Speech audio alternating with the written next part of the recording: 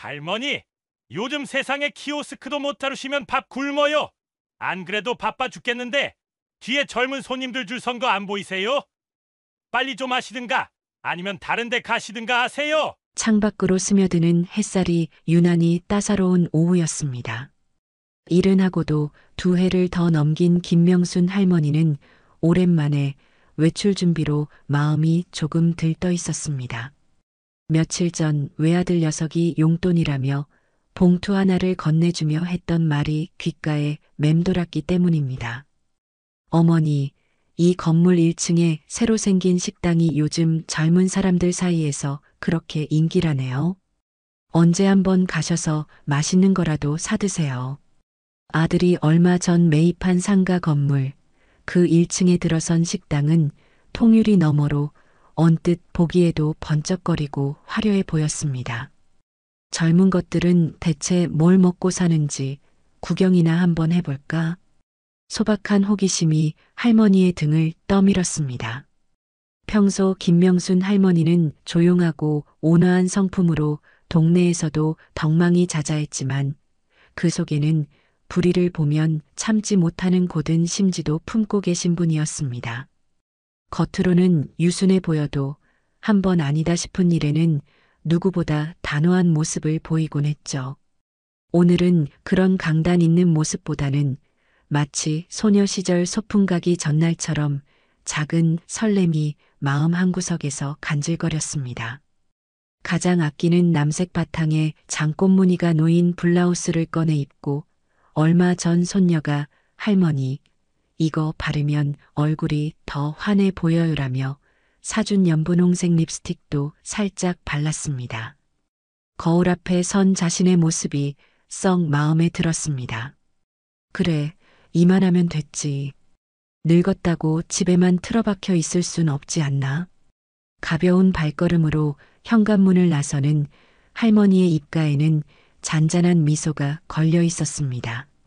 아들이 말한 식당은 집에서 그리 멀지 않은 곳에 자리하고 있었습니다.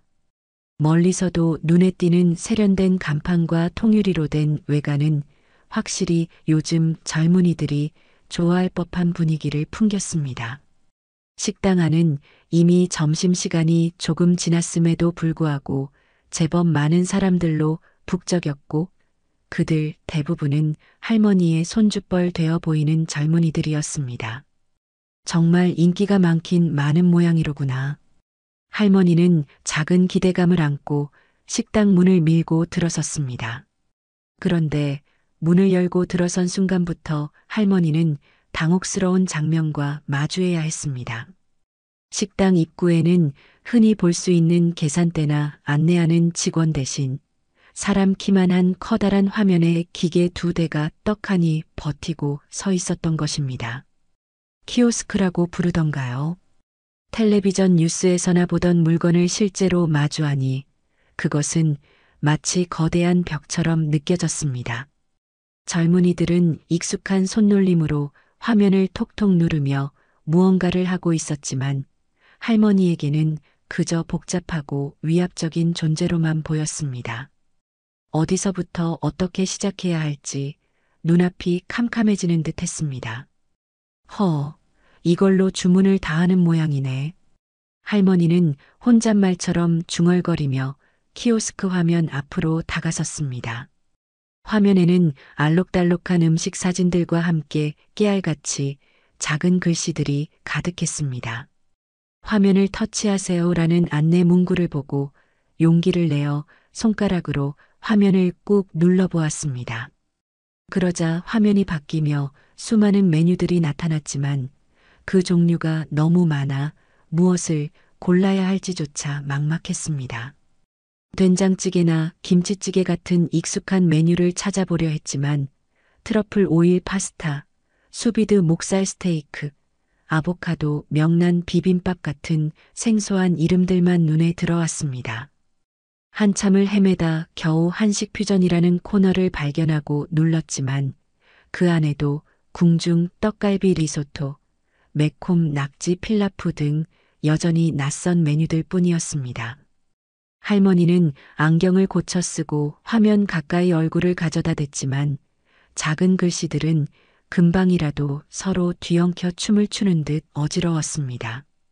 이것 참 늙은이는 밥 한 번 사 먹기도 어렵겠구나.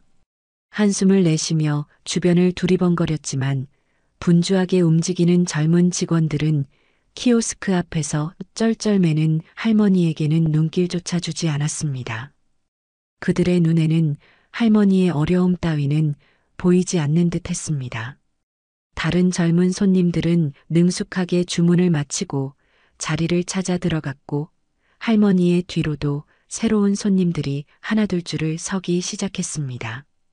등 뒤에서 느껴지는 따가운 시선에 할머니는 더욱 초조해졌습니다. 어서 주문을 해야 할 텐데. 마음이 급해지자 손가락도 자꾸만 엉뚱한 곳을 눌렀고 조금이라도 선택이 늦어지면 화면은 매정하게 촉이 화면으로 돌아가 버렸습니다. 마치 이것도 못하세요? 라며 자신을 비웃는 것만 같았습니다. 몇 번을 그렇게 실패하고 나니 이마에는 식은땀이 송골송골 맺히고 등줄기로는 진땀이 흘러내리는 것 같았습니다. 기대감으로 부풀었던 마음은 온데간데 없이 사라지고 그 자리에는 당혹감과 함께 약간의 소외감 그리고 무력감이 차오르기 시작했습니다. 바로 그때였습니다. 팔짱을 낀 채 못마땅한 표정으로 할머니를 지켜보던 식당 주인 박 사장이 성큼성큼 다가왔습니다. 그는 40대 중반쯤 되어 보이는 남자로 기름을 발라 한껏 멋을 낸 머리에 몸에 딱 붙는 셔츠, 번쩍이는 금목걸이까지 누가 봐도 나 좀 놀아본 사람 같은 인상이었습니다. 그는 할머니 옆에 서서 키오스크 화면을 힐끗 쳐다보더니 기다렸다는 듯 혀를 차며 쏘아붙였습니다. 할머니, 요즘 세상에 키오스크도 못 다루시면 밥 굶어요. 안 그래도 바빠 죽겠는데 뒤에 젊은 손님들 줄 선 거 안 보이세요? 빨리 좀 하시든가 아니면 다른 데 가시든가 하세요. 그의 목소리는 크고 거칠었고 말투에는 노골적인 짜증과 함께 은근한 무시가 가득 배어 있었습니다. 마치 벌레라도 쫓아내려는 듯한 그의 태도에 할머니는 순간 얼굴이 화끈 달아오르는 것을 느꼈습니다. 평생을 남에게 싫은 소리 한 번 안 하고 또 듣지도 않고 살아왔는데 생면부지의 젊은이에게 이런 모욕적인 언사를 듣게 될 줄은 꿈에도 상상하지 못했습니다. 할머니는 치밀어 오르는 분노를 애써 누르며 최대한 평정을 유지하려 목소리를 가다듬었습니다. 미안합니다.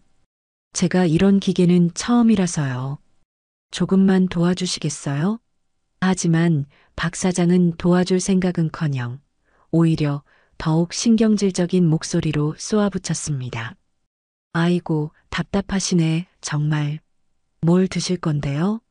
빨리 말씀하세요. 제가 그냥 해드릴 테니까. 그는 거의 할머니의 손을 채가듯 화면을 몇 번 거칠게 눌렀습니다. 된장찌개 하나 드시게요? 요즘 젊은이들은 이런 거 잘 안 먹는데 어쨌든 이걸로 결제하세요. 카드 없으시면 현금은 저쪽에 넣으시고요. 잔돈 없으니까 딱 맞춰서 넣으세요. 그는 마치 할머니가 일부러 자신을 귀찮게 하려는 것처럼 굴었고 주문과 선결제를 도와주는 과정 내내 훈계와 잔소리를 멈추지 않았습니다. 할머니는 떨리는 손으로 가방에서 꼬깃꼬깃한 지폐 몇 장을 꺼내 기계에 넣었습니다. 찰칵 소리와 함께 영수증 한 장이 힘없이 떨어져 나왔습니다. 그 짧은 순간이 마치 영원처럼 길게 느껴졌고 할머니는 깊은 굴욕감에 입술을 깨물었습니다. 젊은 시절 교단에 서서 수많은 제자들에게 예의와 존중을 가르쳤던 자신이 이제는 고작밥 한 끼 사먹는 것조차 이렇게 서럽고 어려워졌다는 사실이 믿기지 않았습니다. 자, 다 됐으니까 저쪽 구석에 가서 앉으세요.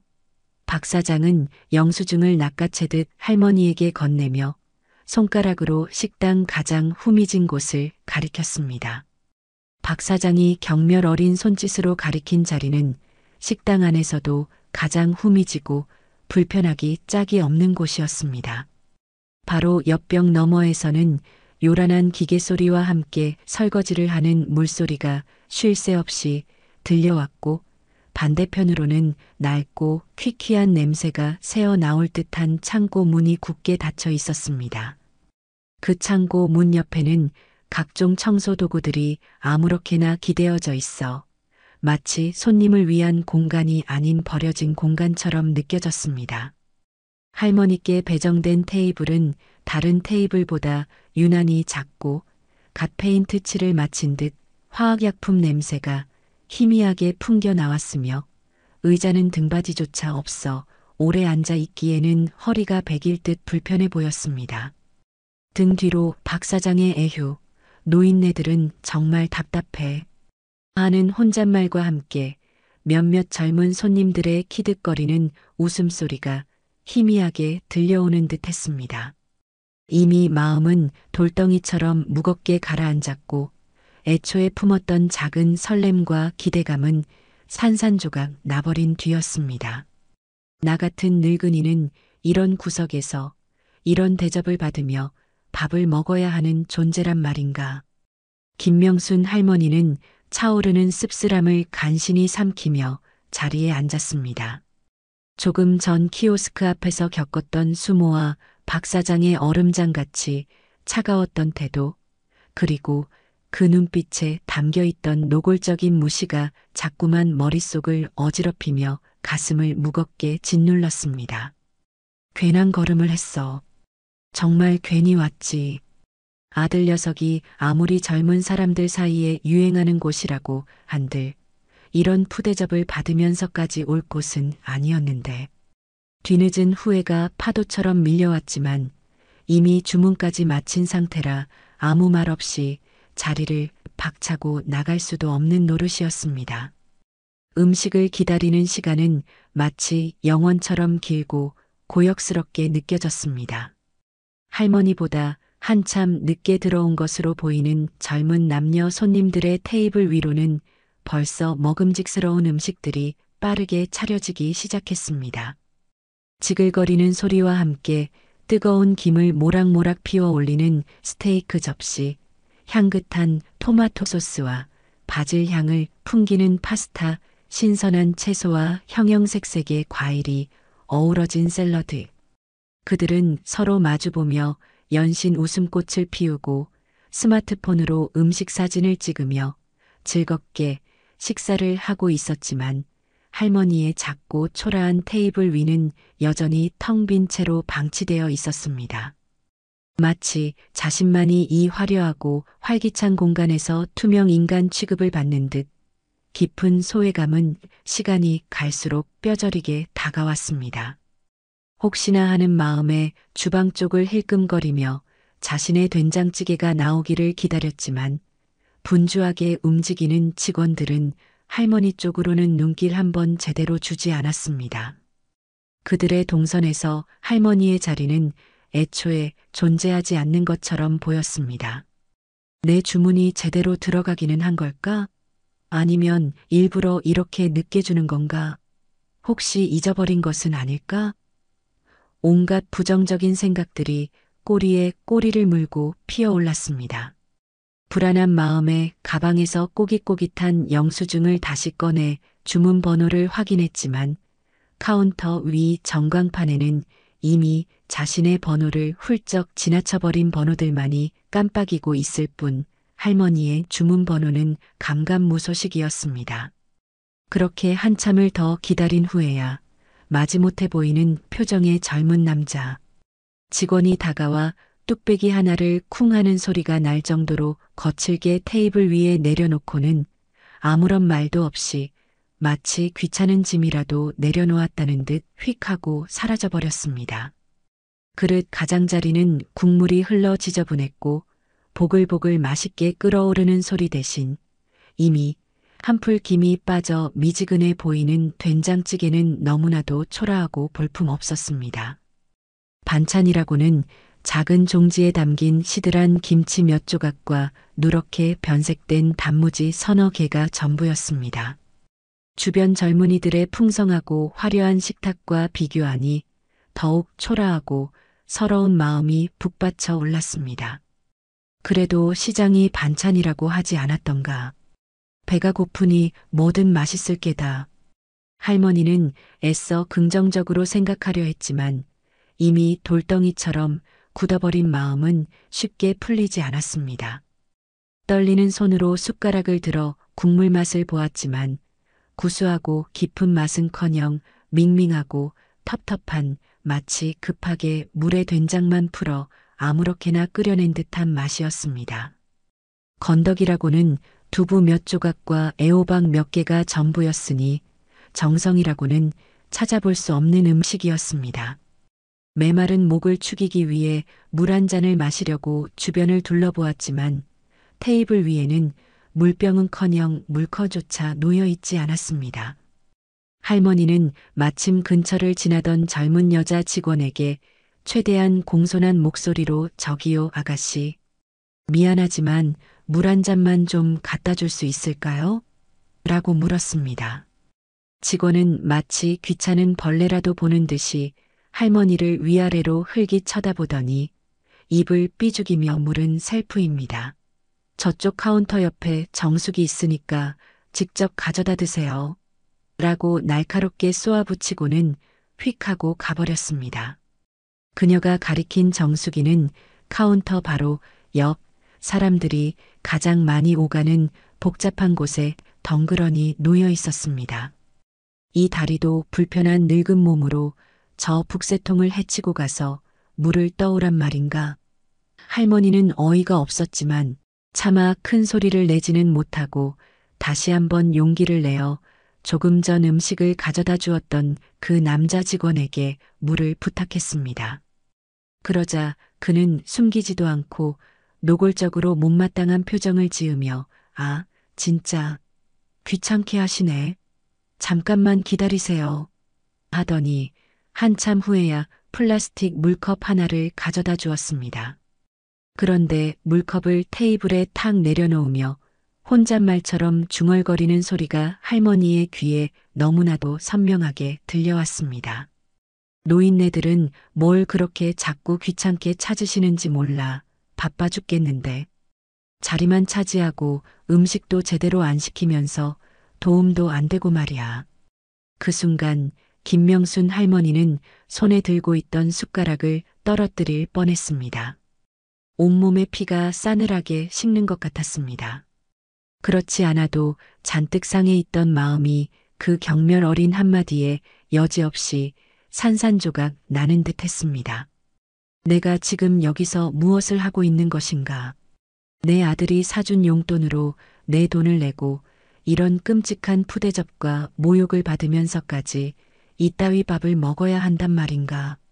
밥알을 씹는지 모래알을 씹는지 분간이 되지 않을 정도로 입맛이 완전히 사라져버렸습니다.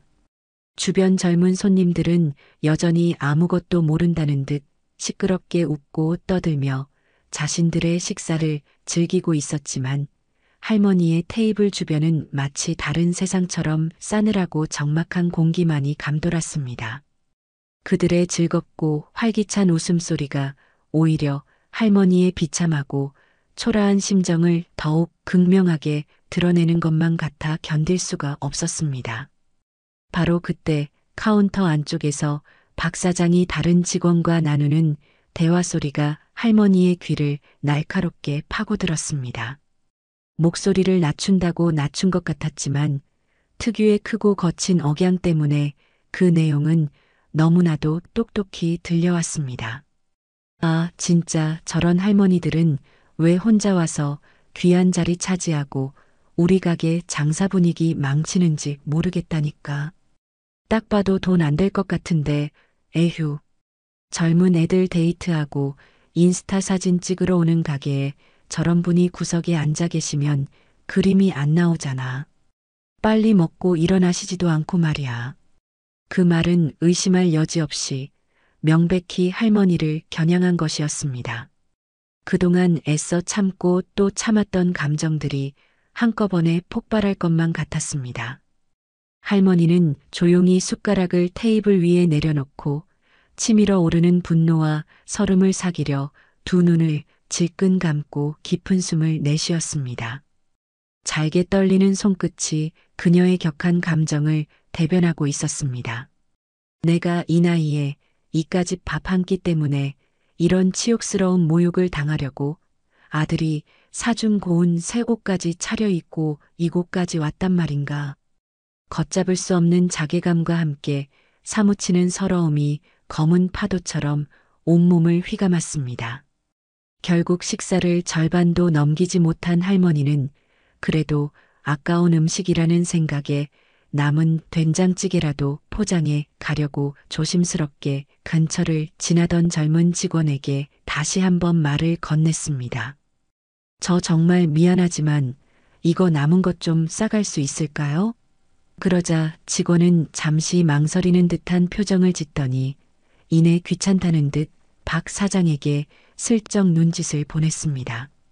박 사장은 못마땅한 기색을 숨기지 않고 직접 할머니의 테이블로 성큼성큼 다가와 삐딱하게 서서 할머니를 내려다보며 더욱 기가 막히고 어이없는 말을 내뱉었습니다. 할머니, 아니 뭘 이런 걸 다 싸가려고 하십니까? 포장 용기도 다 돈인데 용기 아깝게 뭘 그런 걸 싸가려고 하세요? 요즘 젊은이들은 음식 남으면 그냥 쿨하게 버려요. 버려. 구질구질하게 그게 뭡니까? 요즘 세상에 누가 식당에서 남은 음식 싸가는 사람도 있습니까? 그의 말투에는 노골적인 경멸과 무시가 뚝뚝 묻어났습니다. 마치 할머니가 먹다 버린 음식물 쓰레기를 탐내는 것처럼, 아니, 그보다 더 못한 존재로 취급하는 듯한 태도였습니다. 그 순간 김명순 할머니의 인내심은 마침내 한계점에 다다랐습니다. 평생을 남에게 싫은 소리 한번 제대로 못하고 웬만한 일은 그저 속으로 사귀며 조용히 살아온 할머니였지만 오늘만큼은 지금 이 순간만큼은 도저히 참을 수가 없었습니다. 고이 간직해왔던 마지막 자존심 조각마저 갈기갈기 찢겨나가 산산조각 나는 것 같았습니다.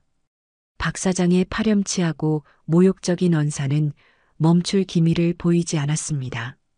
그는 팔짱을 낀 채 더욱 거만하고 불쾌한 표정으로 김명순 할머니를 위아래로 훑어보며 말을 이어갔습니다. 그리고 솔직히 말씀드려서 할머니, 우리 가게는 보시다시피 젊은 사람들, 소위 말하는 힙스터들이 찾는 트렌디한 곳이지 할머니 같은 분들이 오셔서 편하게 식사하실 만한 그런 분위기는 아니거든요. 딱 보면 모르시겠습니까? 분위기 흐리지 마시고 그냥 좀 조용히 가주시면 안 될까요? 다른 젊은 손님들 보기에도 좀 민망하고 그렇잖아요. 그의 목소리는 의도적으로 더욱 커졌고 입가에는 할머니의 처지를 비웃고 조롱하는 듯한 역겨운 미소까지 떠올랐습니다. 주변의 젊은 손님들 중 몇몇은 이제 대놓고 흥미로운 구경거리라도 생긴 듯 할머니와 박 사장을 번갈아 쳐다보며 자기들끼리 수군거렸고 또 다른 몇몇은 불편한 기색을 감추지 못하고 애써 외면하기도 했습니다. 하지만 그 누구 하나 선뜻 나서서 박 사장의 무례한 언행을 말리려는 사람은 없었습니다. 김명순 할머니는 부들부들 떨리는 손으로 간신히 테이블을 짚었습니다. 평생을 살아오면서 이렇게까지 노골적이고 인격적으로 모욕적인 언사를, 그것도 손주뻘도 되지 않는 젊은이에게 들어본 것은 난생 처음 겪는 일이었습니다. 그녀의 눈가가 경련하듯 파르르 떨리기 시작했고 얼굴은 분노와 수치심으로 새빨갛게 달아올랐습니다. 곱게 차려입고 설레는 마음으로 나섰던 외출이 이렇게 끔찍하고 참담한 악몽으로 변해버릴 줄은 꿈에도 상상하지 못했습니다. 터질 듯한 분노와 견딜 수 없는 수치심으로 온몸이 사시나무처럼 떨려왔지만 할머니는 마지막 남은 이성의 끈을 붙잡고 애써 평정을 찾으려 노력했습니다. 만약 여기서 무너져 버린다면 정말 저 젊고 오만한 식당 주인의 조롱거리가 되고 말 것이라는 위기감이 그녀를 지탱했습니다. 바로 그때였습니다. 주방 안쪽에서 하얀 앞치마를 두른 채 땀을 뻘뻘 흘리며 설거지를 하고 있던 젊은 아르바이트생 하나가 보다 못해 다급하게 뛰쳐나왔습니다. 이제 갓 20살이 넘었을까 싶은 앳되고 선한 인상의 여학생이었습니다. 그녀는 잔뜩 상기되어 붉어진 얼굴로 박 사장 앞에 당당히 서서 가늘게 떨리는 목소리였지만 또렷하게 외쳤습니다. 사장님, 그건 너무 심하십니다. 아무리 그래도 손님께 어떻게 그런 모욕적인 말씀을 하실 수가 있습니까? 할머님께 당장 정중하게 사과하세요. 정의감에서 비롯된 그녀의 용기 있는 외침이었지만 박 사장은 오히려 어이가 없다는 듯 코웃음을 치며 아르바이트생을 머리부터 발끝까지 경멸적으로 쏘아보았습니다. 그의 눈빛은 마치 얼음장처럼 차갑고 살벌했습니다. 뭐, 내까짓게 지금 뭘 안다고 감히 사장한테 어디서 건방지게 대들어? 들어온 지 며칠이나 됐다고 벌써부터 하늘 무서운 줄 모르고 기어오르려고 해? 너도 저 노인네랑 똑같이 답답하고 한심해서 못 봐주겠다. 그렇게 잘나고 의로우시면 내가 저 할머니 식사비라도 대신 내드리든가. 아니, 당장 그 앞치마 벗고 꺼져. 2번 다시 우리 가게에 발도 들여놓지 마. 우리 가게 물 흐리고 분위기 망치는 것들은 딱 질색이니까. 해고라는 무자비한 협박까지 서슴지 않는 주인의 악랄하고 잔인한 태도에 젊은 아르바이트생의 커다란 눈에는 금세 뜨거운 눈물이 방울방울 그렁그렁 맺혔습니다. 하지만 그녀는 끝내 울음을 터뜨리지 않고 오히려 눈물을 글썽이며 김명순 할머니 곁으로 다가와 섰습니다. 할머니, 괜찮으세요? 너무 걱정 마세요. 사장님이 정말 너무하셨어요. 작고 떨리는 목소리였지만 그 안에는 할머니를 향한 진심 어린 걱정과 따뜻한 위로가 고스란히 담겨 있었습니다. 할머니는 자신을 변호하려다 졸지에 억울한 봉변을 당하게 된 젊은 아르바이트생의 가녀린 어깨를 떨리는 손으로 가만히 다독여 주었습니다. 그 예상치 못한 따뜻한 용기와 위로에 조금 전까지만 해도 화산처럼 치밀어 오르던 분노가 아주 약간은 누그러지는 듯했습니다. 하지만 박 사장에 대한 분노는 오히려 걷잡을 수 없이 더욱더 크게 타올랐습니다.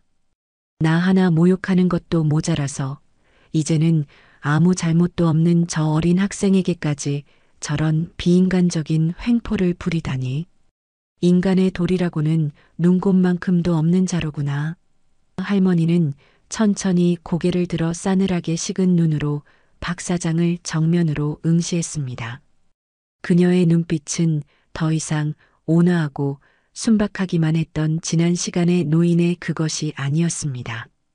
오랜 세월을 꿋꿋하게 살아오면서 겪었던 수많은 풍파와 그 속에서 터득한 지혜, 그리고 지금 이 순간 가슴속 깊은 곳에서부터 끓어오르는 격렬한 분노가 한데 응축되어 차갑고 날카로운 마치 시퍼렇게 날이 선 얼음송곳처럼 상대의 오만하고 추악한 심장을 정통으로 꿰뚫을 듯한 무서운 기세가 서려 있었습니다.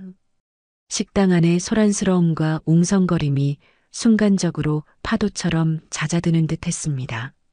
모든 이들의 시선이 얼어붙은 듯 할머니에게로 집중되었습니다. 박 사장이라고 했던가? 김명순 할머니의 목소리는 낮고 차분했지만 그 안에 담겨있는 서늘한 무게감은 식당 안의 모든 사람들의 고막과 심장에 똑똑히 박히기에 충분했습니다. 웅성거리던 소리도 삽시간에 멈추었고 모든 손님들과 직원들은 숨을 죽인 채 할머니의 다음 말을 기다렸습니다. 박 사장은 할머니의 갑작스러운 태도, 변화와 예상치 못한 카리스마에 순간적으로 당황한 듯 했지만 이내 다시 특유의 비웃는 표정을 억지로 지으려 애쓰며 어깨를 으쓱거렸습니다. 예. 제가 바로 이 잘나가는 식당 사장 박아무개입니다만 그건 왜 물으시는 겁니까, 할머니? 할머니가 제 이름은 알아서 뭐 하시게요? 혹시 뭐 저랑 연줄이라도 있는 대단한 분이라도 아시려고 그러십니까? 어린 반푼어치도 없는 소리 마십시오. 이 바닥에서는 그런 구시대적인 거 전혀 안 통합니다. 그는 여전히 상황의 심각성을 전혀 파악하지 못하고 철없는 허세를 부리며 할머니를 얕보고 있었습니다. 김명순 할머니는 그의 가짜는 말을 가볍게 무시하고 조금의 떨림도 없이 한자 한자에 힘을 주어 또렷하게 말을 이었습니다. 자네, 혹시 이 건물에 처음 들어올 때 임대차 계약서라는 것에 직접 도장을 찍었던 사람의 얼굴조차 기억하지 못하는가? 계약서에 분명히 적혀 있었을 건물주의 이름은 제대로 읽어보기나 했고 말일세. 박 사장의 얼굴이 순간 백지장처럼 하얗게 질렸습니다. 그의 입가에 능글맞게 걸려있던 조롱하는 듯한 미소가 순식간에 사라지고 동공이 불안하게 흔들리기 시작했습니다. 그는 무언가 굉장히 불길하고 감당할 수 없는 예감에 온몸이 휩싸이는 것을 느꼈습니다. 임대차 계약서? 건물주 이름? 갑자기 왜 저런 생뚱맞은 이야기를 하는 것일까? 그는 필사적으로 기억의 편린들을 더듬어 보려 했지만 극심한 당혹감과 정체 모를 불안감에 머릿속이 하얗게 비어버리는 것만 같았습니다. 설마 하는 끔찍한 상상이 그의 뇌리를 번개처럼 스쳤지만 애써 고개를 가로저었습니다. 아니야, 절대로 말도 안 돼. 저렇게 남루하고 초라한 행색의 노인이 어떻게 하지만 김명순 할머니의 조금의 흔들림도 없는 서늘한 눈빛과 얼음처럼 차갑고 확신에 찬 목소리는 그의 모든 얄팍한 부정을 산산조각 내버리는 듯했습니다. 식당 안의 공기는 더욱 무겁게 가라앉았고 모두가 숨을 죽인 채 다음 순간을 기다리는 숨막히는 정적이 흘렀습니다. 박 사장은 애써 태어난 척 마른 침을 꿀꺽 삼키며 어색하게 헛기침을 한번 토해냈습니다. 그러나 그의 눈동자는 불안과 공포로 사정없이 흔들리고 있었고 이마에는 어느새 식은땀이 송골송골 맺히다 못해 턱을 타고 뚝뚝 떨어질 지경이었습니다. 무슨 말씀을 그렇게 하십니까? 어르신 제가 혹시 뭘 큰 잘못이라도 그러니까 제가 모르는 사이에 뭐라도 불편하게 해드린 것이라도 있었던 것입니까? 필시 어르신께서 뭔가 단단히 오해를 하고 계신 모양입니다. 그는 갑자기 굽실거리며 자세를 한껏 낮추었고 말끝을 흐리며 더듬기 시작했습니다.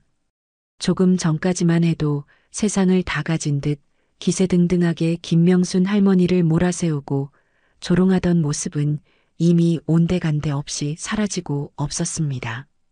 상황이 자신이 감당할 수 없을 정도로 심상치 않게 돌아가고 있다는 것을 뒤늦게나마 본능적으로 감지한 것이었습니다.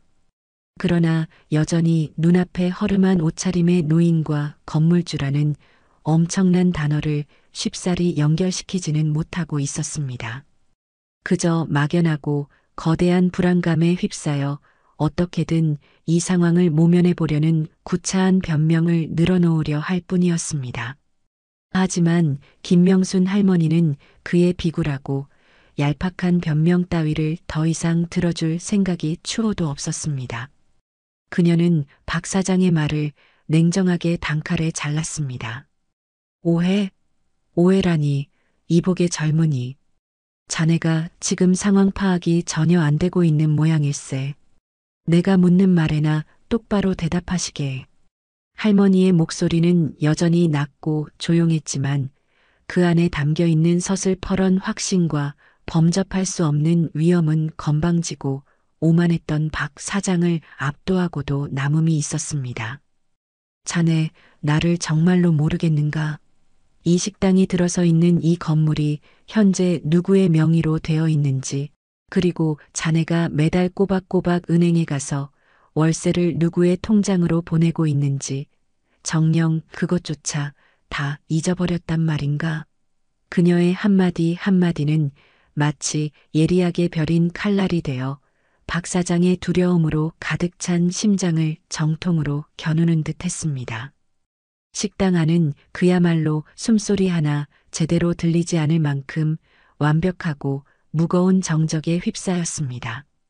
조금 전까지 낄낄거리며 구경하던 젊은 손님들도 못마땅한 표정으로 힐끔거리며, 할머니를 탓하던 다른 손님들도, 심지어 주방 안쪽에서 소리 죽여 이 모든 상황을 지켜보고 있던 직원들까지 모두가 마치 시간이 멈춘 듯 할머니와 박 사장을 번갈아 쳐다보며 앞으로 벌어질 폭풍 같은 일들에 대한 아찔한 궁금증과 극도의 긴장감으로 숨조차 제대로 쉬지 못했습니다.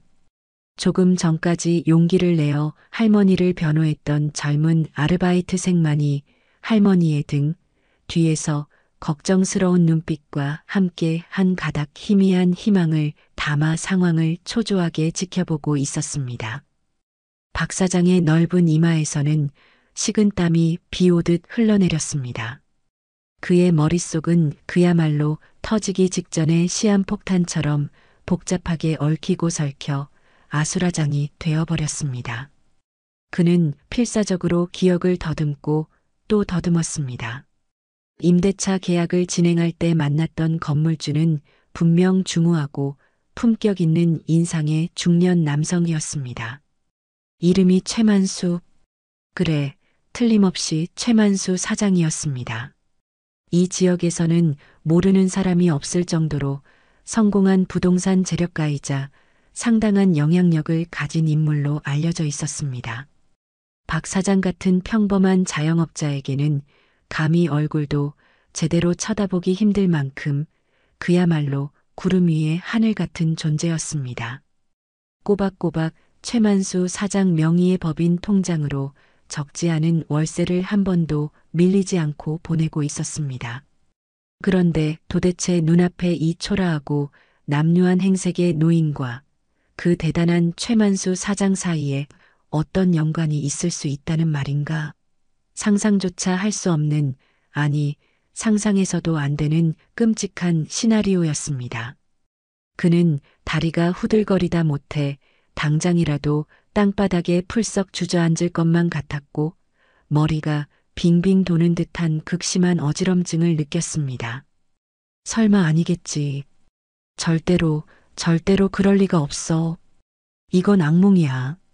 그는 속으로 수십 번, 아니 수백 번을 절박하게 되뇌었지만 김명순 할머니의 흔들림 없는 차갑고 서늘한 눈빛은 그의 모든 얄팍한 부정과 회피를 산산조각 내버리는 듯 했습니다. 김명순 할머니는 박 사장의 공포와 혼란으로 일그러진 표정을 싸늘하게 응시하며 그의 마지막 남은 일말의 희망마저 무자비하게 짓밟아버릴 결정적인 한마디를 천둥 같은 목소리로 내뱉었습니다. 그 목소리는 식당 전체에 장엄하게 울려 퍼졌습니다. 나 이 건물주 최만수 사장의 어미일세. 그 말이 터져나오는 순간 박 사장의 얼굴은 마치 잘 구겨진 휴지 조각처럼 처참하고 볼품없이 일그러졌습니다. 그의 두 눈은 믿을 수 없다는 듯 혹은 믿고 싶지 않다는 절규처럼 공포에 질려 커다랗게 뜨여 있었고 입은 마치 물 밖에 나온 금붕어처럼 속절없이 뻐끔거렸지만 아무런 소리도 내지 못했습니다. 온몸의 피가 한꺼번에 빠져나가 싸늘하게 식어버리는 듯한 끔찍한 느낌과 함께 세상이 거꾸로 뒤집히는 듯한 현기증이 그를 덮쳤습니다. 최만수 사장. 그에게는 신과 같은 존재, 감히 쳐다볼 수조차 없는 절대적인 갑 중의 갑. 그런데 그 하늘처럼 떠받들던 건물주의 어머니가 바로 자신이 조금 전까지 온갖 쌍욕과 모욕을 퍼부었던 식당 구석자리로 벌레 쫓듯 내쫓았던, 남은 음식을 싸가려는 것조차 구질구질하다며 경멸했던, 바로 눈앞에 이 초라하기 짝이 없는 노인이라니. 박 사장은 온 세상이 산산조각 나며 무너져 내리는 듯한 끝 모를 절망감과 공포감에 휩싸였습니다. 내가 도대체 무슨 짓을 저지른 거지? 내가 지금껏 누구에게 그따위 천인공노할 망언을 짓거렸단 말인가? 그의 다리는 더 이상 자신의 몸뚱이를 지탱하지 못하고 통나무처럼 후들거리기 시작했고, 당장이라도 그 자리에 힘없이 주저앉을 것만 같았습니다. 식당 안의 다른 사람들 역시 엄청난 충격과 경악을 금치 못했습니다. 웅성거림은 더욱 커졌고, 어떤 이들은 벌어진 입을 가린 채 믿을 수 없다는 표정을 감추지 못했습니다. 상황은 그야말로 누구도 예상하지 못했던 일촉즉발의 극적인 대반전을 맞이하고 있었습니다. 공교롭게도 바로 그 숨막히는 정적과 충격이 식당 안을 지배하던 바로 그 순간이었습니다. 식당의 육중한 유리문이 활짝 열리며 값비싼 수제와 구두 소리를 또각또각 울리면서 고급스러운 감색 맞춤 정장 차림의 중년 남성이 성큼성큼 안으로 들어섰습니다.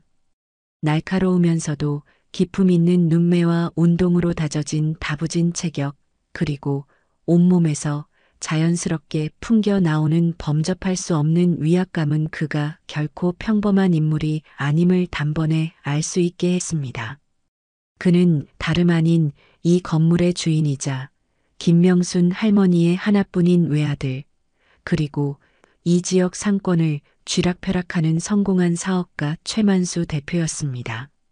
어머니, 아니, 여기서 대체 뭘 하고 계십니까?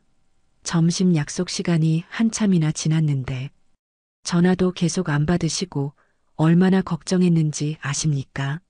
평소 어머니에게는 둘도 없는 효자로 알려진 최 대표는 중요한 사업 미팅까지 미루고 연락이 닿지 않는 어머니가 걱정되어 혹시나 하는 마음에 직접 식당으로 찾아온 것이었습니다. 식당 안으로 들어선 그는 곧바로 굳은 표정으로 힘겹게 서 계신 어머니와 그 앞에서 마치 죄인처럼 고개를 떨군 채 사시나무처럼 벌벌 떨고 있는 박 사장, 그리고 숨막힐 듯 무겁게 가라앉아 있는 식당 안의 심상치 않은 분위기를 한눈에 보고 즉시 보통 심각한 일이 벌어진 것이 아님을 직감했습니다. 그의 날카로운 미간이 순간적으로 보기 싫게 찌푸려졌습니다. 최 대표는 주변의 놀란 시선 따위는 아랑곳하지 않고 곧장 어머니 곁으로 빠르게 다가가 걱정과 안타까움이 뒤섞인 눈빛으로 어머니의 여윈 어깨를 부드럽게 감쌌습니다. 어머니, 괜찮으십니까? 이게 다 무슨 일입니까? 안색이 너무 안 좋으십니다. 혹시 저 버러지 같은 자가 어머니께 무슨 크나큰 결례라도 저지른 것입니까? 그는 마치 살모사처럼 날카롭고 차가운 시선으로 박 사장을 쏘아보며 낮게 으르렁거리듯 물었습니다. 박 사장은 최 대표의 갑작스러운 등장에 이미 혼이 반쯤 빠져나가 허수아비처럼 굳어버린 상태였습니다. 최 사장님께서 어떻게 여기에? 그는 심장이 거대한 망치로 얻어맞은 듯 멎는 것 같은 극심한 공포감에 휩싸여 고개도 제대로 들지 못하고 바닥만 뚫어져라 내려다보고 있었습니다. 김명순 할머니는 듬직한 아들의 얼굴을 보자 그제야 그동안 꾹꾹 눌러 참았던 모든 감정이 한꺼번에 북받쳐 오르는 듯 아들의 두툼한 손을 힘겹게 꼭 잡았습니다. 그리고는 차분하지만 단호하고 또렷한 목소리로 방금 전까지 자신이 겪었던 모든 자초지종을 빠짐없이 설명하기 시작했습니다. 키오스크 앞에서 겪었던 황당함과 박 사장의 무례하고 모욕적인 첫마디부터 시작하여 식사 중에 겪었던 명백하고 부당한 차별 대우와 어린 직원들의 비웃음 섞인 수군거림, 그리고 남은 음식을 포장해달라고 했다가 들었던 박 사장의 인간 이하의 경멸적인 막말과 더불어 자신을 변호하려다 아무 잘못 없이 해고 협박까지 당했던 젊은 아르바이트생의 딱한 사정까지 할머니의 이야기가 한마디 한마디 이어질수록 최만수 대표의 얼굴은 무섭게 굳어갔고 평소에는 온화했던 그의 눈빛은 싸늘하고 냉혹하게 가라앉았습니다. 이야기가 끝날 무렵 그의 얼굴은 이미 주체할 수 없는 격렬한 분노로 시뻘겋게 달아올라 터지기 직전의 화라산처럼 보였습니다. 어머니가 평생 단 한 번도 이런 치욕스러운 수모를 겪어본 적이 없다는 것을 세상 누구보다 잘 아는 아들이었기에 그의 분노는 이미 인간이 감장할 수 있는 임계점을 넘어선 지 오래였습니다. 모든 이야기를 빠짐없이 전해 들은 최 대표는 박 사장을 금방이라도 산채로 잡아먹을 듯이 이글거리고 매서운 눈빛으로 쏘아보며 지옥의 염라대왕과도 같은 불호령을 내렸습니다.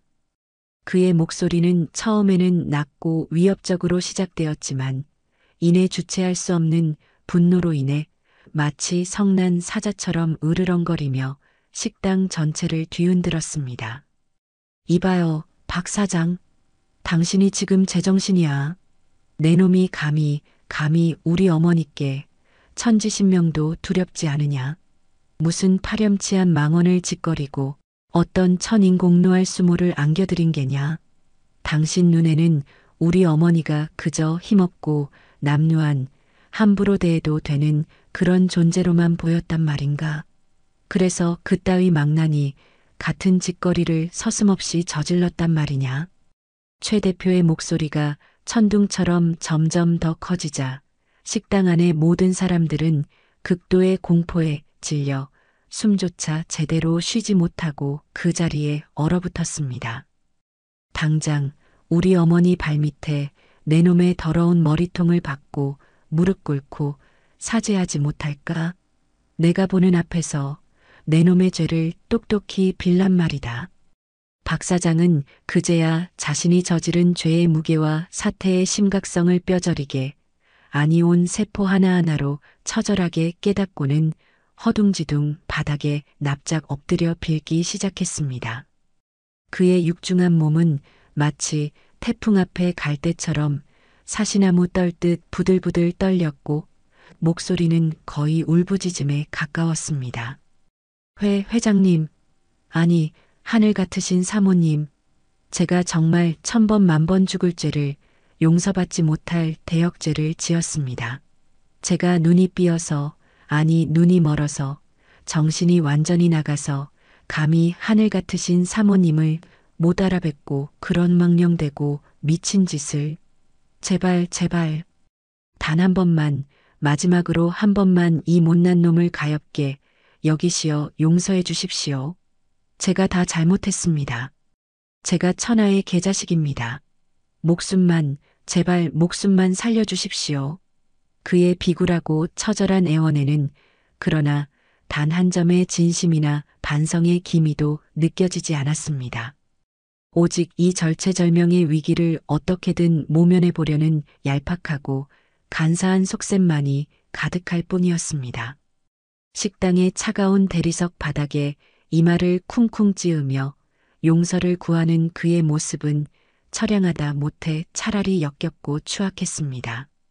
김명순 할머니는 그런 박 사장을 싸늘하고 경멸 어린 눈빛으로 내려다보며 얼음처럼 차갑고 단호하게 말했습니다. 이미 모든 것이 너무 늦었네, 박 사장.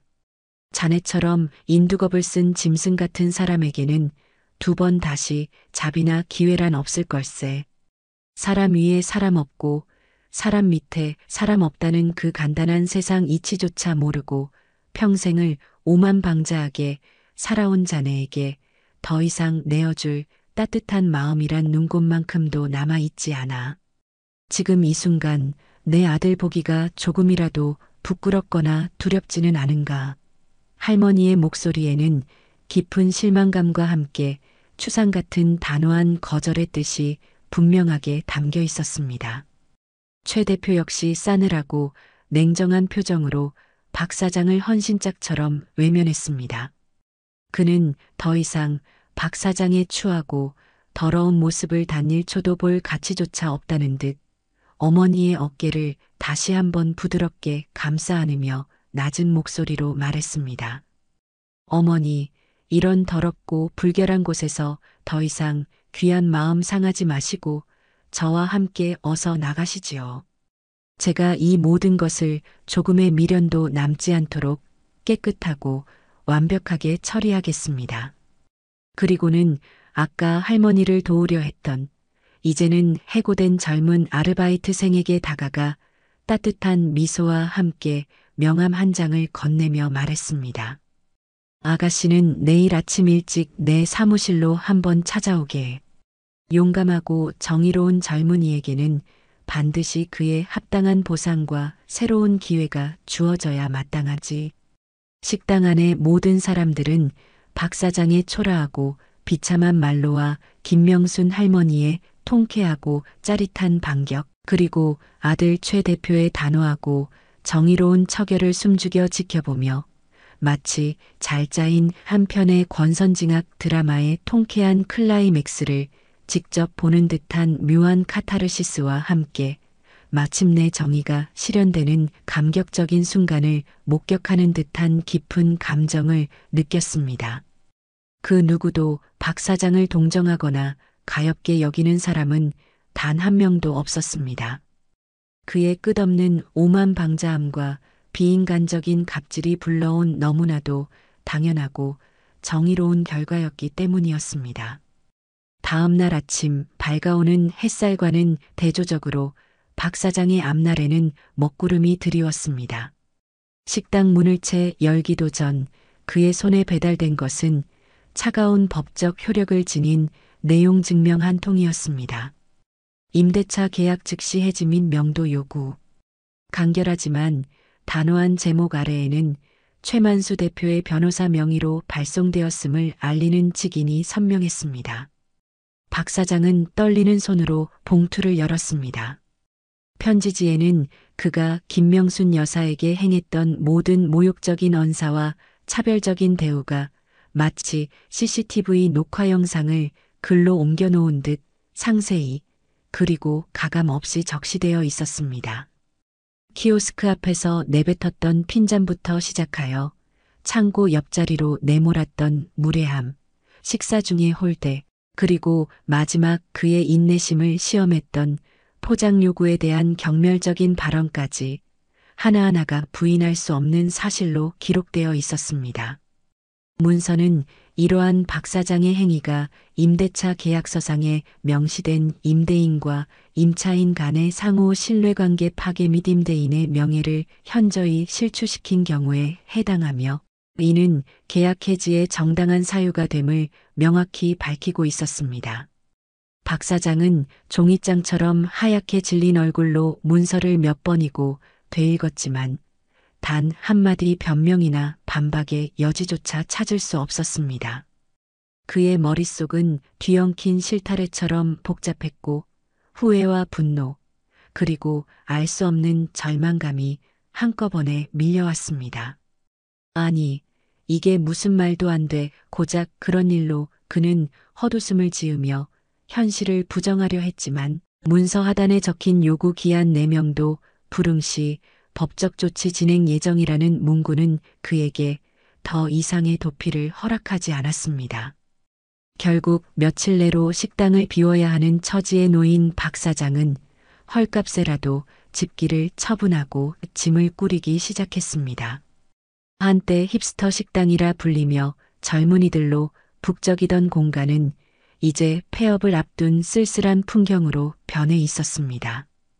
그가 아끼던 세련된 디자인의 테이블과 의자들은 중고 가구상의 냉정한 평가 속에 헐값으로 넘어갔고 주방 기기들은 먼지를 뒤집어 쓴 채 새 주인을 기다리고 있었습니다. 그 과정은 박 사장에게 더없이 초라하고 비참한 시간이었습니다. 평소 그를 아니 꼽게 지켜보던 주변 상인들은 그의 몰락을 숨기지 않고 입방아에 올렸습니다. 쯧쯧, 저기 저 박 사장, 평소에도 손님 가려받고 얼마나 거만하게 굴었는지 몰라. 돈 좀 번다고 눈에 뵈는 게 없더니 결국 저렇게 한 방에 훅 가는구먼. 옆 가게 슈퍼마켓 주인은 혀를 차며 말했고 맞은편 옷가게 주인은 고개를 끄덕이며 맞장구를 쳤습니다. 사람 위에 사람 없고 사람 밑에 사람 없다더니 옛말 틀린 거 하나 없어. 손님 귀한 줄 모르고 함부로 대하더니 꼴 좋다 꼴 좋아. 저런 사람은 장사할 자격도 없어. 그들의 싸늘한 시선과 수군거림은 박 사장의 가슴에 비수처럼 꽂혔지만 그는 아무런 대꾸도 하지 못한 채 묵묵히 짐을 옮길 뿐이었습니다. 그동안 그가 쌓아 올렸던 오만과 불손의 업보가 한꺼번에 부메랑처럼 돌아와 그의 뒤통수를 강타하는 듯 했습니다. 한때 야심차게 식당 문을 열며 성공을 꿈꿨던 그의 모습은 온데간데 없었고 이제는 폐잔병처럼 힘없이 식당 문을 닫고 떠나는 그의 뒷모습만이 한없이 왜소하고 쓸쓸하게 남았습니다. 그의 퇴장은 단순한 한 식당의 폐업을 넘어 타인에 대한 존중 없이 쌓아 올린 성공은 얼마나 허망하게 무너질 수 있는지를 보여주는 생생한 교훈처럼 느껴졌습니다. 한편 김명순 할머니는 그 소란 속에서도 자신을 용감하게 도우려다 해고 위기에 처했던 젊은 아르바이트생 이수진 양을 잊지 않고 있었습니다. 할머니는 최 대표에게 당시의 상황을 자세히 설명하며 박 사장의 부당한 처사에 맞섰던 수진 양의 용기와 정의로움을 칭찬했습니다. 아들아, 그 젊은 아가씨가 아니었다면 내가 그 자리에서 얼마나 더 험한 꼴을 당했을지 모른다. 옳은 일을 하고도 저렇게 일자리를 잃을까봐 걱정하는 모습을 보니 마음이 아프더구나. 우리가 어떻게든 좀 도와줄 수 없겠니? 어머니의 진심 어린 부탁에 최 대표는 조금의 망설임도 없이 고개를 끄덕였습니다. 그는 평소에도 사회적 약자를 돕는 일에 관심을 가져왔고 어머니의 말씀을 통해 수진 양의 바른 인성을 확인했기에 기꺼이 도움의 손길을 내밀기로 결심했습니다. 최 대표는 즉시 자신의 회사 인사팀에 연락하여 수진 양의 전공과 경력을 고려한 적절한 자리가 있는지 알아보도록 지시했습니다. 다행히 회사 내 마케팅 부서에 결혼이 있었고 최 대표는 수진 양에게 면접 기회를 제공했습니다. 수진 양은 갑작스러운 제안에 어리둥절하면서도 감사한 마음으로 면접에 응했고 당당히 합격하여 새로운 직장 생활을 시작할 수 있게 되었습니다. 그녀는 김명순 할머니를 찾아와 몇 번이고 고개 숙여 감사 인사를 전했습니다. 할머님, 정말 뭐라고 감사의 말씀을 드려야 할지 모르겠습니다. 할머님 덕분에 제가 이렇게 좋은 기회를 얻게 되었어요. 앞으로 더 열심히 살아서 할머님께 받은 은혜 꼭 보답하겠습니다. 수진 양의 눈가에는 감격의 눈물이 그렁그렁 맺혀 있었습니다. 할머니는 그런 수진 양의 손을 따뜻하게 잡아주며 격려했습니다. 아가씨의 용기가 만들어낸 결과이니 너무 나에게 고마워할 필요 없네. 새로운 곳에서도 지금처럼 바르고 성실하게 생활하면 분명 더 좋은 날들이 기다리고 있을 걸세. 할머니의 작은 용기와 아들의 따뜻한 배려가 한 젊은이의 인생에 예기치 않은 희망의 전환점을 만들어준 참으로 훈훈한 결실이었습니다. 그 모습은 차갑게 얼어붙었던 식당 안의 공기를 녹이고 세상에는 여전히 정의와 온정이 살아있음을 보여주는 듯 했습니다. 박 사장의 식당이 갑작스레 문을 닫고 그 충격적인 전말이 동네 사람들의 입을 통해 알려지기까지는 그리 오랜 시간이 걸리지 않았습니다. 사건은 마치 들불처럼 순식간에 지역 주민들의 주된 화제거리로 떠올랐습니다. 처음에는 식당에 직접 있었던 손님들의 목격담을 중심으로 퍼져나가기 시작했습니다. 글쎄, 그 힙스터 식당 사장이 키오스크 못 쓰는 할머니한테 엄청 막말을 했다지 뭐야. 그런데 더 대박인 건 그 할머니가 바로 그 건물주 아들 엄마였대. 완전 영화 같은 이야기 아니냐? 사람들은 저마다 조금씩 살을 붙이고 과장을 섞어가며 이야기를 전달했고, 그럴수록 사건은 더욱 흥미진진하게 각색되었습니다. 곧이어 이야기는 지역 온라인 커뮤니티 게시판과 각종 SNS 채널을 통해 삽시간에 전국으로 퍼져나갔습니다. 키오스크 갑질 식당 주인의 처참한 최후, 통쾌한 사이다. 할머니의 반격, 알고 보니 건물주 어머니, 역대급 참교육 현장. 요즘 세상에 이런 일이? 노인 무시하던 식당 사장, 제대로 임자. 만나다. 등 자극적이고 호기심을 자극하는 제목의 게시글들이 우후죽순처럼 생겨났고, 네티즌들은 폭발적인 반응을 보였습니다. 어떤 이들은 김명순 할머니에 침착하면서도 강단 있는 대응에 할머니 너무 멋지시다. 진정한 걸크러쉬. 저런 지혜와 용기를 본받고 싶다라며 찬사를 보냈고, 또 다른 이들은 박 사장의 오만방자한 태도와 그의 비참한 몰락에 꼴 좋다. 갑질에는 금융치료가 답이지. 인과응보다.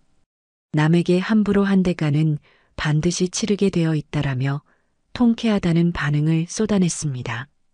익명성에 기댄 악플러들은 박 사장의 신상을 캐내려 하거나 그의 과거 행적까지 들추어내며 마녀사냥을 하려는 움직임도 일부 있었지만, 대다수의 네티즌은 이번 사건을 통해 사회적 약자에 대한 존중과 배려의 중요성을 되새기는 분위기였습니다.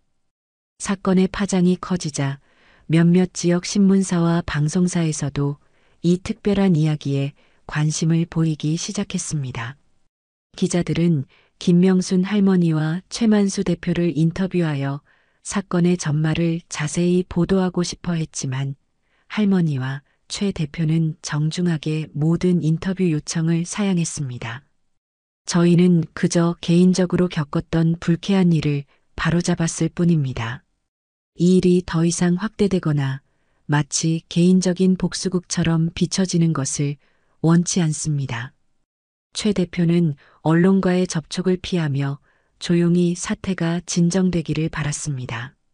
대신 그는 이 사건을 계기로 우리 사회에 만연한 노인 등 디지털 소외 계층이 겪는 어려움과 무인 시스템 도입의 맹점, 그리고 무엇보다 사람과 사람 사이에 지켜야 할 기본적인 존중과 예의의 중요성에 대한 사회적 관심이 다시 한번 환기되는 계기가 되기를 바란다는 짧은 입장을 전달했습니다.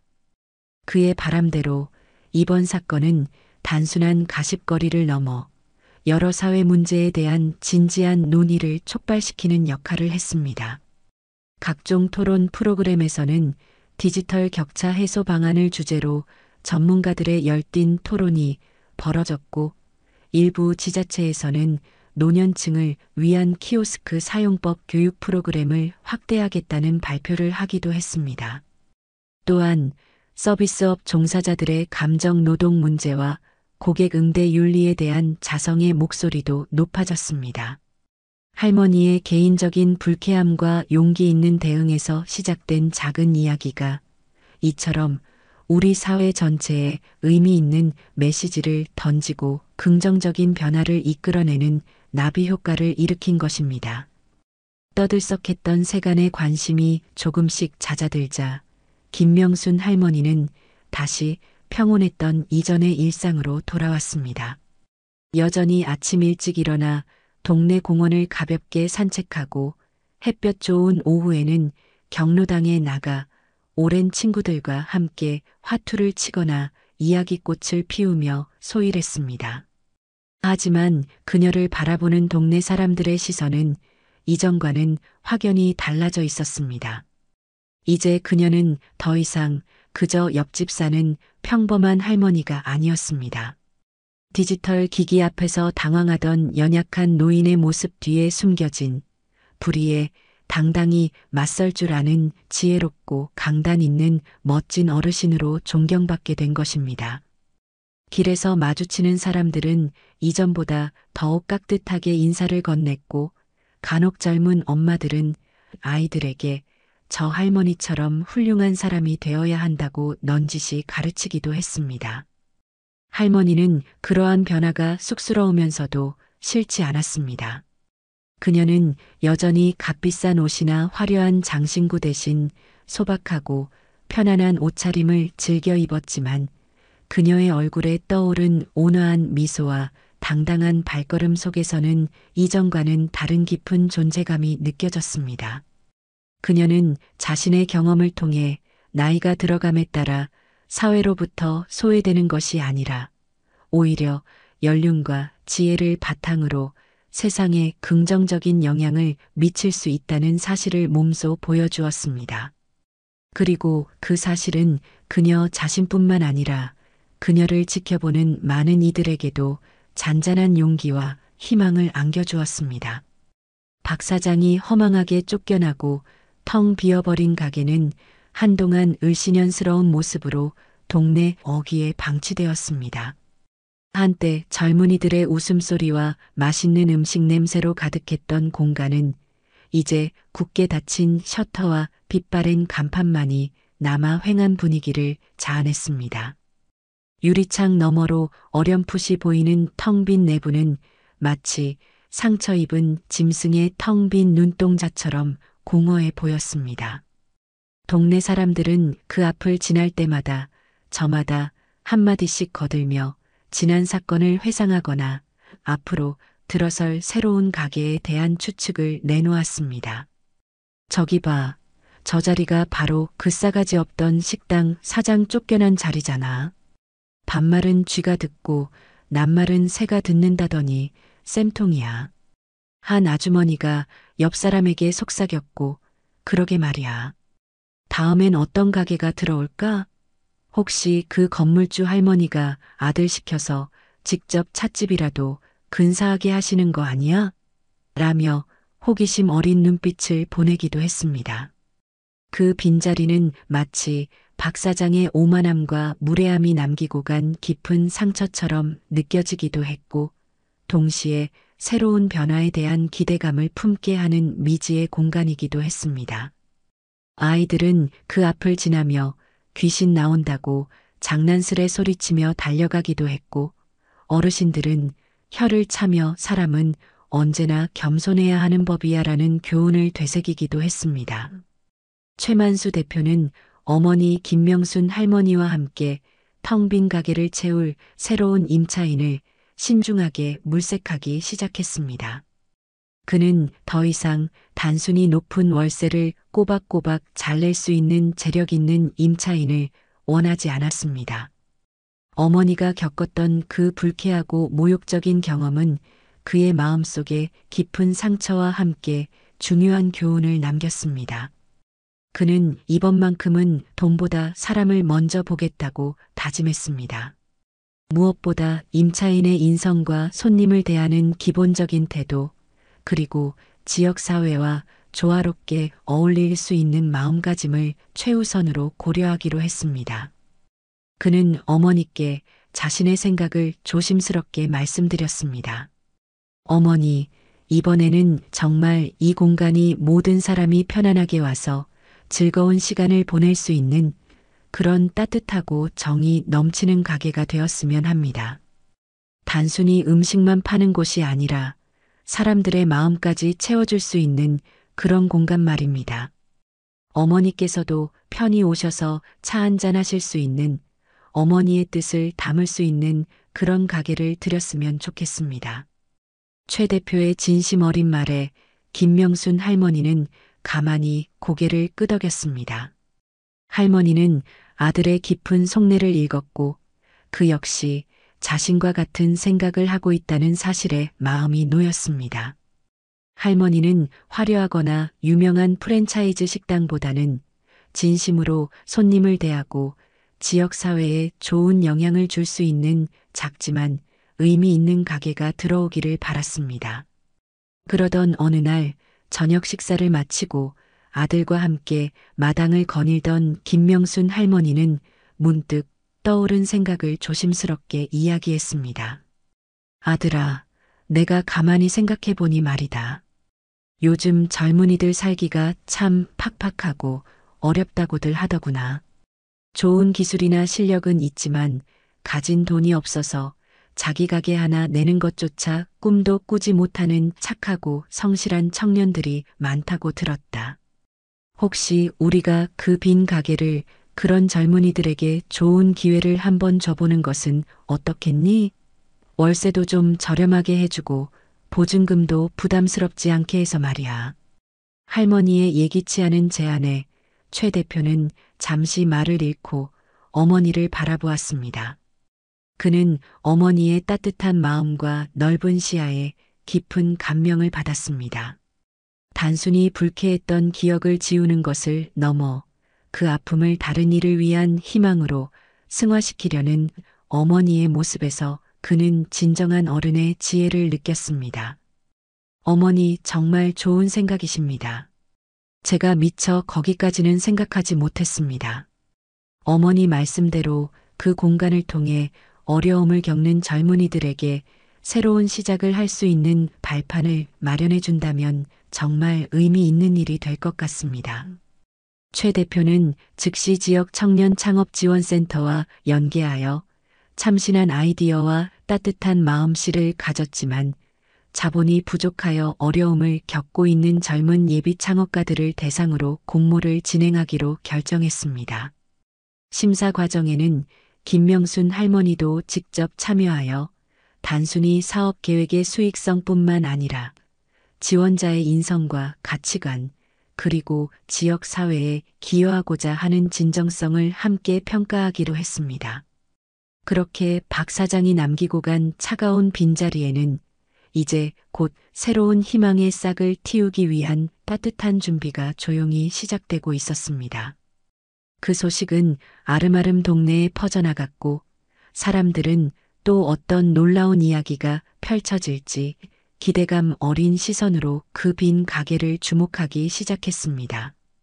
까다롭지만 공정하고 투명한 심사 과정을 거쳐 마침내 오랫동안 텅 비어 있던 가게의 새로운 주인이 결정되었습니다.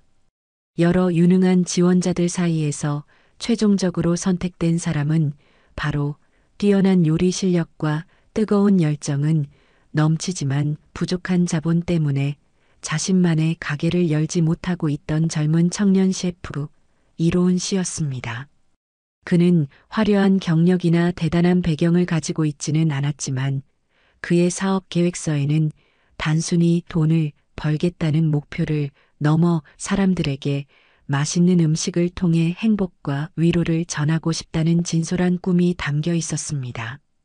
특히 그는 심사 과정에서 김명순 할머니와 최만수 대표의 가슴 아픈 사연을 전해 듣고 깊은 감명을 받았으며 면접 자리에서 눈물을 글썽이며 이렇게 약속했습니다. 제가 만약 이 기회를 얻게 된다면 어르신들을 위한 특별 건강 메뉴 개발과 정기적인 할인 혜택은 물론이고 어린아이부터 어르신까지 모든 손님들이 그 어떤 차별이나 불편함 없이 편안하게 식사를 즐기며 진정한 행복을 느낄 수 있는 따뜻한 식당을 만들겠습니다. 이전의 아픔을 치유하고 새로운 온기를 불어넣는 공간으로 만들 자신이 있습니다. 그의 진심이 담긴 목소리와 반짝이는 눈빛에서 최 대표와 김명순 할머니는 그의 가능성을 보았습니다. 최 대표는 그에게 파격적이라고 할 만큼 저렴한 임대료와 보증금 조건을 제시하며 그의 새로운 도전을 적극적으로 응원했습니다.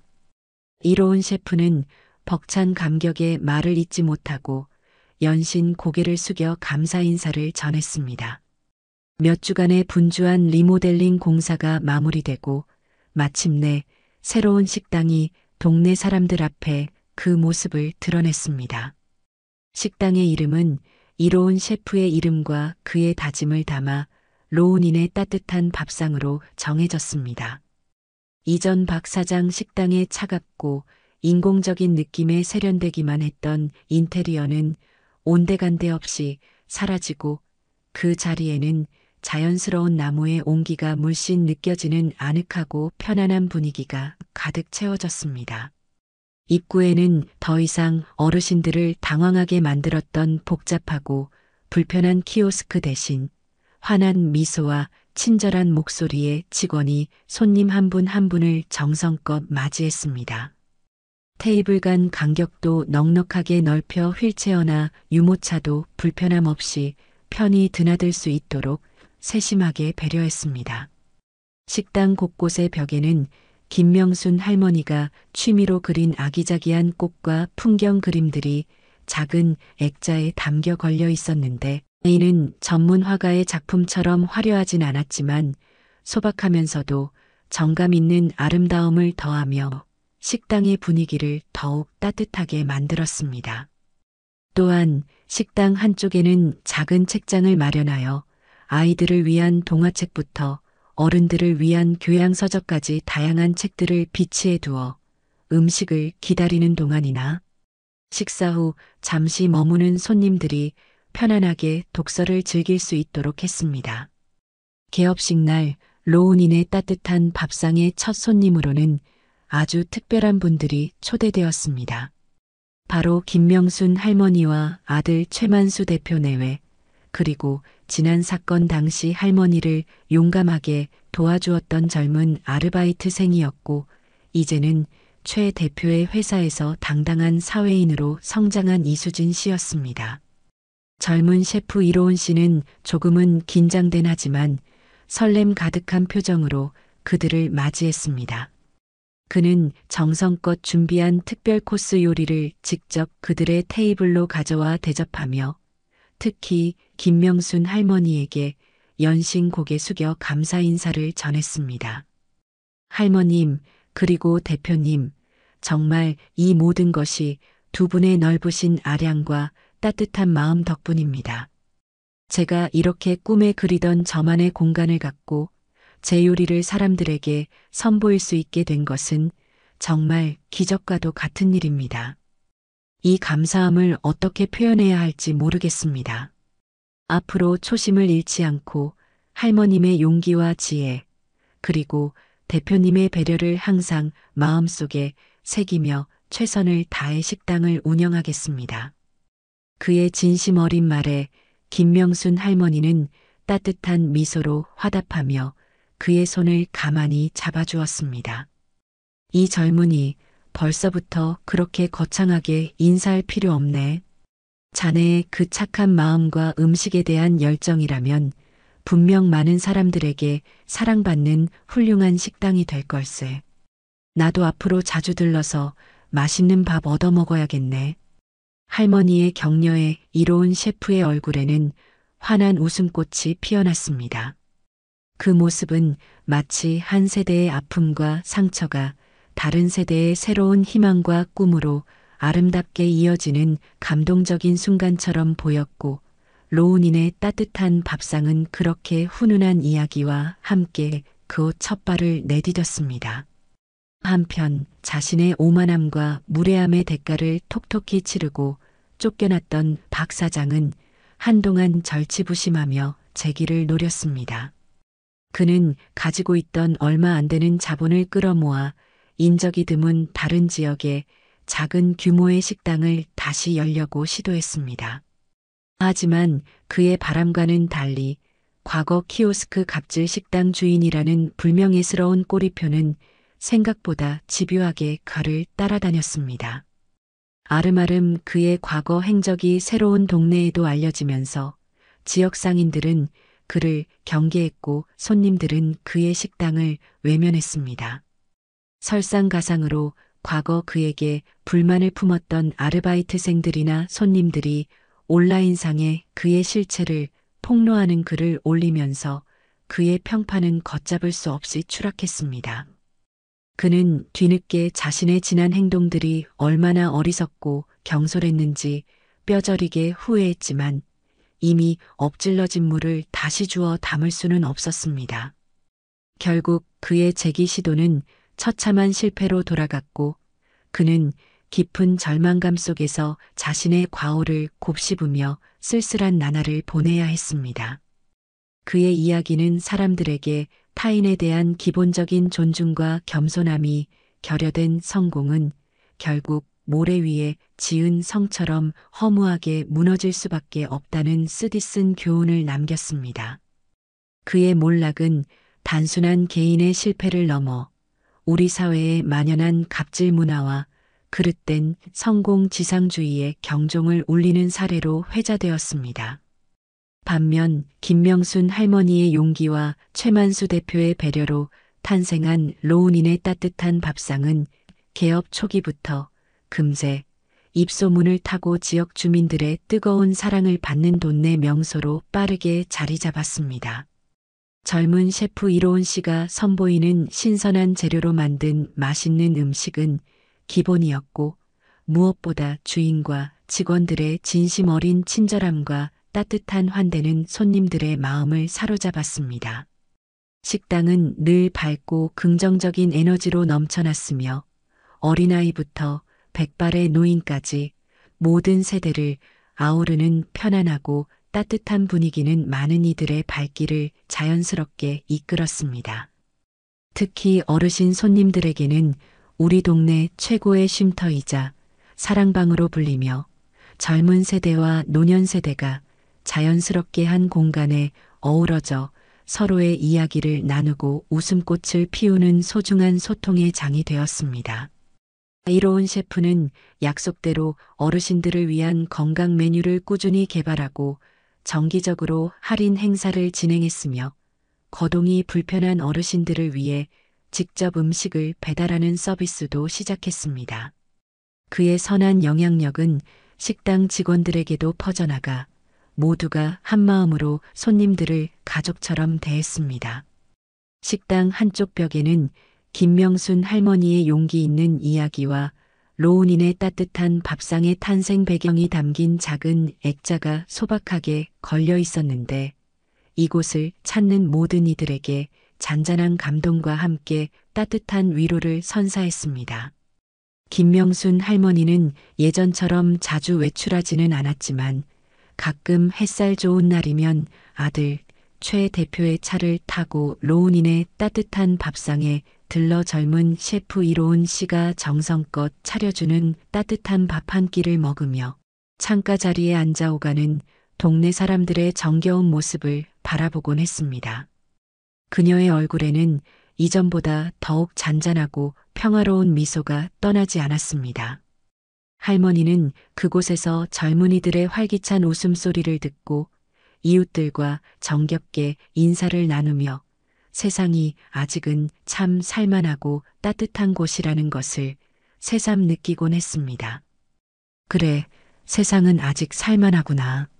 내가 겪었던 그 잠깐의 불쾌함이 그리고 나의 그 작은 용기 하나가 이렇게 많은 것을 바꾸고 또 새로운 희망을 만들어낼 수도 있는 것이로구나.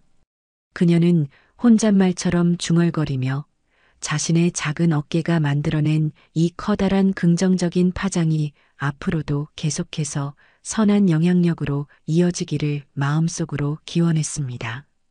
김명순 할머니의 이야기는 우리 사회에 여전히 따뜻한 희망이 존재하며 서로를 존중하고 배려하는 그 소박하지만 가장 중요한 마음이야말로 더불어 살아가는 아름다운 세상을 만드는 가장 근본적인 가치임을 다시 한번 우리 모두에게 일깨워 주었습니다. 그리고 그 따뜻하고 희망찬 이야기는 오늘도 로운인의 따뜻한 밥상에 맛있는 음식 냄새와 함께 그곳을 찾는 모든 이들의 마음속에서 잔잔하게 그리고 끊임없이 이어지고 있었습니다. 세상은 그렇게 조금씩 더 나은 방향으로 움직이고 있습니다.